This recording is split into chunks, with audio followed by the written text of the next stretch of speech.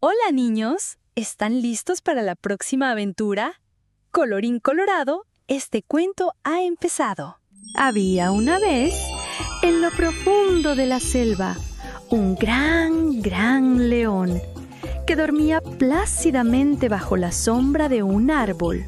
De repente, un pequeño ratoncito travieso comenzó a correr y saltar sobre su lomo.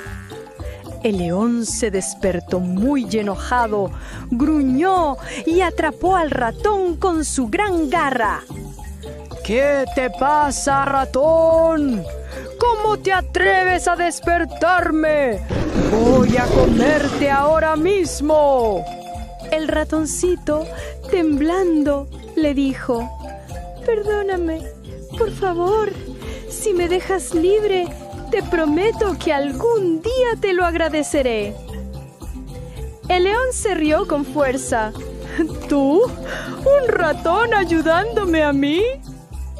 Pero como estaba de buen humor, decidió dejarlo ir.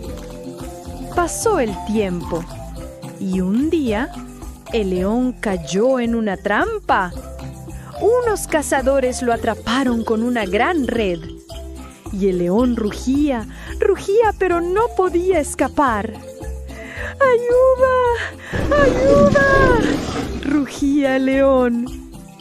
El ratoncito escuchó los rugidos, corrió tan rápido como pudo y al verlo atrapado, comenzó a morder la red con todas sus fuerzas. ¡Ñam! ¡Ñam! ¡Ñam! Hasta que la cuerda se rompió y el león quedó libre. «No lo puedo creer», dijo el león. «Un ratón tan pequeño me salvó la vida». Y el ratón respondió feliz: «¿Ves? Nunca hay que subestimar a los pequeños». Colorín colorado, este cuento se ha terminado. Suscríbete para escuchar una nueva historia todas las semanas.